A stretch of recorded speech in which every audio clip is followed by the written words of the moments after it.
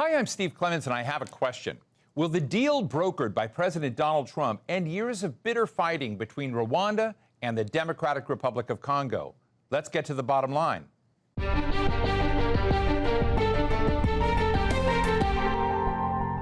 It's a conflict that has roots in the Rwandan genocide of 1994, where almost 1 million Tutsis were killed in the span of 100 days. The ethnic tensions between Hutus and Tutsis spilled over into the Democratic Republic of Congo, and Rwandan forces have been involved along the border. Earlier this summer, U.S. President Donald Trump reached a framework agreement between both sides, who hashed out the details over the past few months, and they've now come back to Washington to sign this deal. In this special episode, I caught up with the president of Rwanda, Paul Kagame, and I asked him about Washington's engagement with this conflict and with Africa. Mr. President, very good to see you again, and thank you for joining Al Jazeera for this show. Look, we're on the verge of you signing a major agreement with the DRC, with President Trump, that people are calling a historic agreement. What makes this agreement so important from Rwanda's perspective? Well, the story about the conflict goes a long way, many years, and we have never had anything like this where there is focus, there is attention to this level, where the two leaders of the two countries, Rwanda and DRC, have come to meet with the President of the United States, who has paid attention to this program. And the amount of visibility, energy, maybe pressure, and to resolve this problem has never been like this before. And then the basis on which it is being addressed is also interesting. It really touches elements that are fundamental if one wants to address this conflict, starting with understanding the root cause, but also building on the three elements they brought up, which is political, security, economic. I think it captures everything, at least in terms of the theory. What remains is the practice or the implementation part of it. That's where always the complications arise from. What is different about this moment with President Trump's involvement in this administration? Well, I should say, there are two different situations where the narrative is about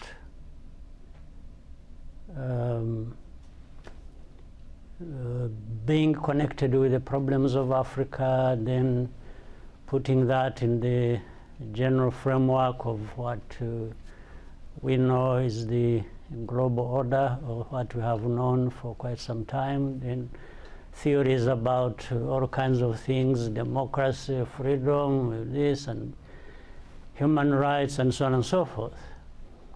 But for many years, we have seen that these have remained just stories and theories, but in practice, you don't see that translate into improvements of many countries or people's lives, say, on our continent. Then you have the other, which focuses on some tangible things, if it is trade, different economic interests, how they translate into improvements of people's lives, and focusing on the real things. And, well, as people have said, looking at the transactional nature of what do you give, what do you gain, what are the results, that makes it easy to measure what you are getting out of any engagement. I think, in my personal opinion and experience from our own situation, Rwanda's or the regions, I prefer the latter. I find there are things you get out of that, but the other ones is just, in fact, sometimes the first one I mentioned, sometimes it just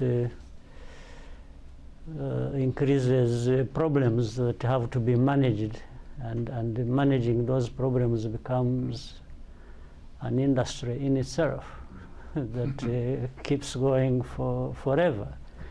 But when you look at what is happening on the ground, or if you were to ask people and their experiences, and they will tell you their situation their lives have not changed. If anything, maybe they go to worse. So I don't want to go too much into this because I understand also that the main responsibility is with us. We must be the ones there to make whatever opportunity available work for us, or even absence of opportunity. Still, we've got to find a way of doing what is meaningful to us. So I always don't want to put the blame on others. Maybe they carry the blame, sometimes a lot of it. But this blame is probably also invited by our absence in dealing with our affairs, in carrying our responsibilities the way we should. So, absent all that, I think I don't want to blame anybody.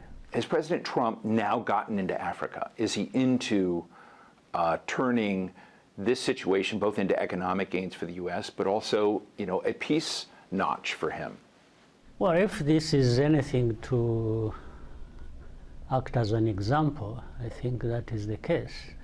The very fact that President Trump found time and got interested and invited us and other leaders who will be witnessing this and who have been involved in the processes before, I think one can give credit for that.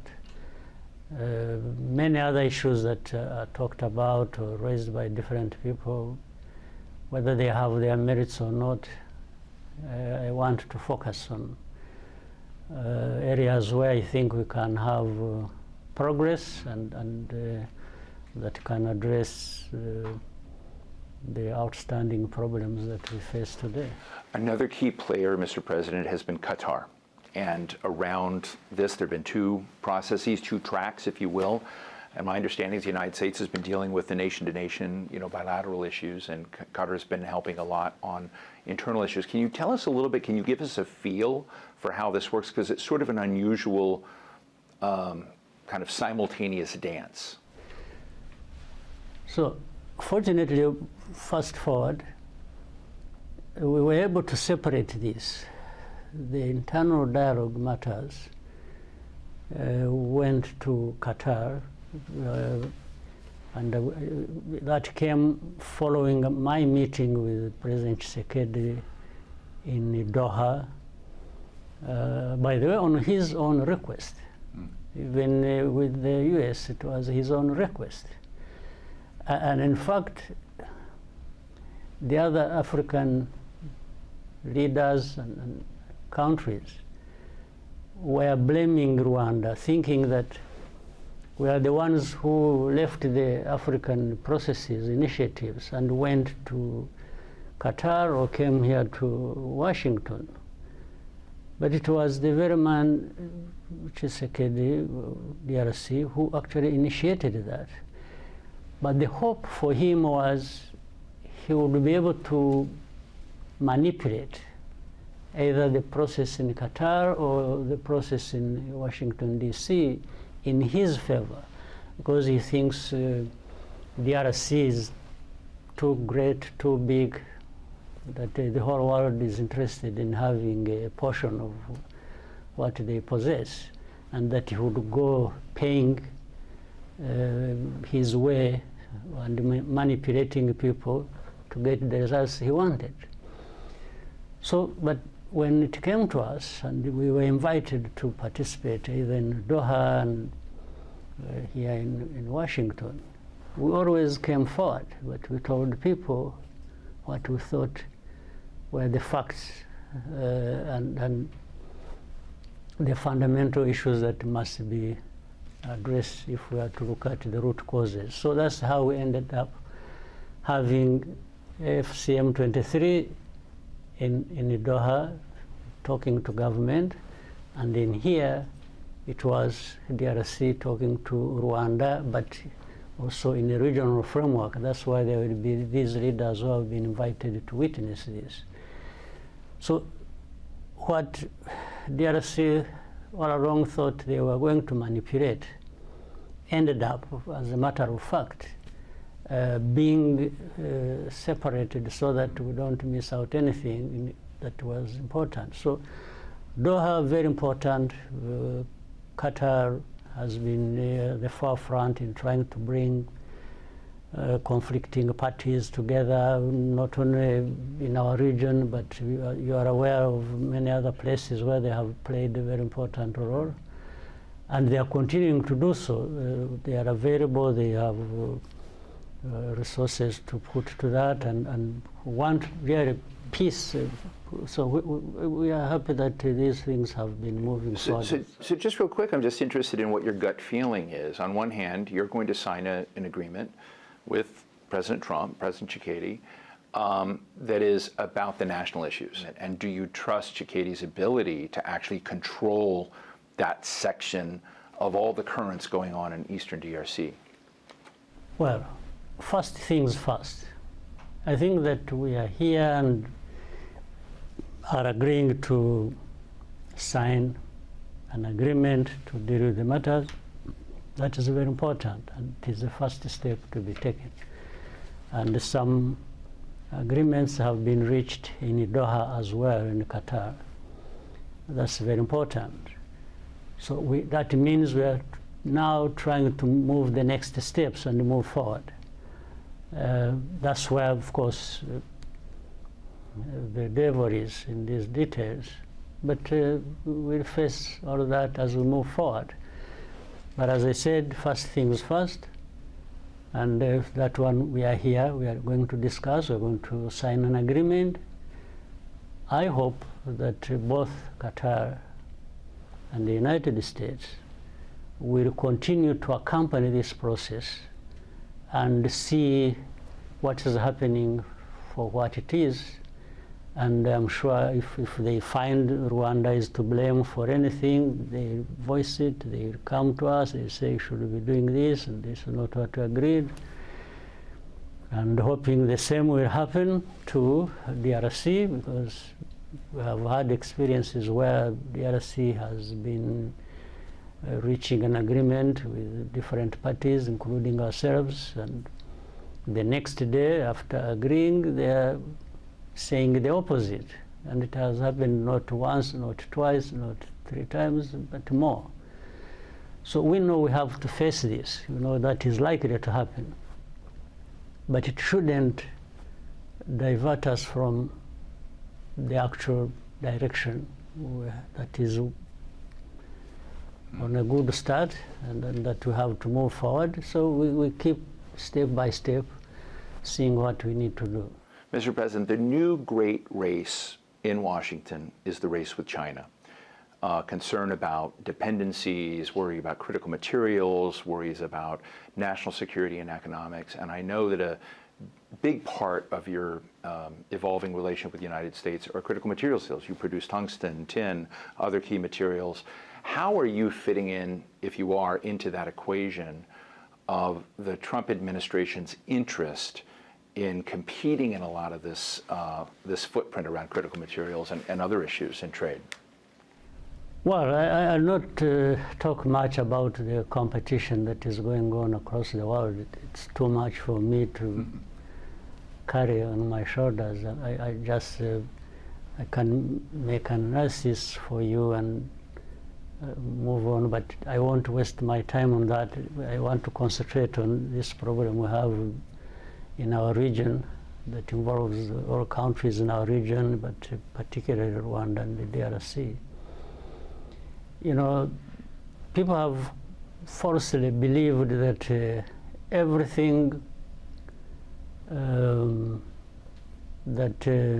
DRC is known to have is only in the DRC, nowhere else. So if you talked about minerals in Rwanda, and they do exist, people would just say, no, this is not Rwanda's, it is from DRC. Like you have said, whether tungsten, tin, tantalum, it's all of these exist in Rwanda. In fact, of super quality, much better than you would find in other places, like tungsten. I think we are now number 4, I'm told, in the world, if not first in Africa. We produce that, and this came to our knowledge for quite some time. We have had a company that is U.S. based, Trinity Metals, that actually made the findings and has invested over a long time and has been mining and always improving on how much they can process within the country and so on and so forth. So this has now come out clearly that whatever we have in this area has nothing to do with the DRC. It is Rwanda's. Even other areas, we have beryllium, we have other critical minerals, lithium, and so on and so forth. These are essentially critical minerals, and have some gold. Maybe Congo, DRC has more gold than we do, but we have gold. So it can't be seen that every gold we the price is high right now. yes, that every gold we export is coming from DRC. But if anything, the neighboring countries, the other neighboring countries to DRC, actually from DRC through those countries, there is much, much bigger volume than anything that goes through Rwanda. But Rwanda is always picked on, and that relates to this conflict and other problems I've had in history. Just trying to play a blame game against Rwanda and then cover up everything else that goes on under that, like even support for FDLR and many things that happen. But this includes some international players. When we are talking about this, we don't just mean Burundi, Uganda, or whatever, no. We mean you know, these big countries in the Western Hemisphere. They are part of that. And the way they play the game of covering up for FDLR and the tragedy that happened in Rwanda and try to apportion, you know, responsibility elsewhere is staggering. You can't understand why that would happen. And then this translates also then in the blame game around minerals or lack of stability in our region. But if you look at also the whole region, we have protected our country, we have continued to grow it and made sure that we are not part of the instability or the source of it, because You can't do that. At the same time, you want to create a better environment for yourself. So, but people keep dragging us into this for their own reasons I don't understand. President Trump has defined himself as a person trying to achieve peace in a lot of different conflicts. Do you think that President Trump, that you, President Tshisekedi, should be given some consideration by the Nobel Peace Prize Committee? No. Well, others could be considered, not myself. I don't think I'm there. How about President Trump? I don't think I'm there or there yet, so I reserve it for. But why not? President Trump, given what he has done in a short time and trying to stabilize things, the effort he has here put into it, knowing that some of these things, by the way, you wouldn't find answers to these complex problems as an individual, even powerful as the United States is and the President of the United States, you cannot deliver results alone. You also, that's why some of the things, the failures arising out of them, that's why I said we are the ones to blame. If there is a conflict between Rwanda and the DRC and somebody is trying to help and we don't find a solution to that, I don't think you blame the one who was trying to help. Do you have a good vibe with President Trump? I think I would, even the first time, his first term and this time around, I think, I like people for wanting to have results and making, but there are many people in this world who say nice things and end up with nothing and have made it a habit for so many years. But the people you might blame for this or that, sometimes they are practical in getting the results, and like in this case, we stand a much bigger chance to have good results of resolving the problems in our region and between the DRC and Rwanda than I have known before, because before there was too much talking about and blame game, played around for too long, but ending up with nothing. President Trump has taken it up, and hopefully, we can only be hopeful that, but he shows good intention, he wants to try, so we should support this to succeed, knowing that he's not the one to deliver the good results 100%, while those of us who are party to this are sitting back and not doing our part. Well, President Kagame, thank you so much for talking to Al Jazeera. It's a pleasure. So what's the bottom line? What we heard from President Kagame's comments is a mixture of some optimism and some simmering doubt.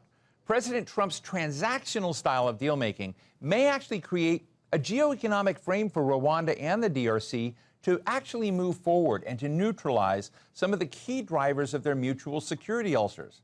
But elements of this deal are wobbly, and there are lots of gray areas. There are also dozens of militias out there who could wreck the agreement. But for now, Donald Trump is being saluted as the unlikely peacemaker in a continent that has risen in the global pecking order of his attention. And that's the bottom line.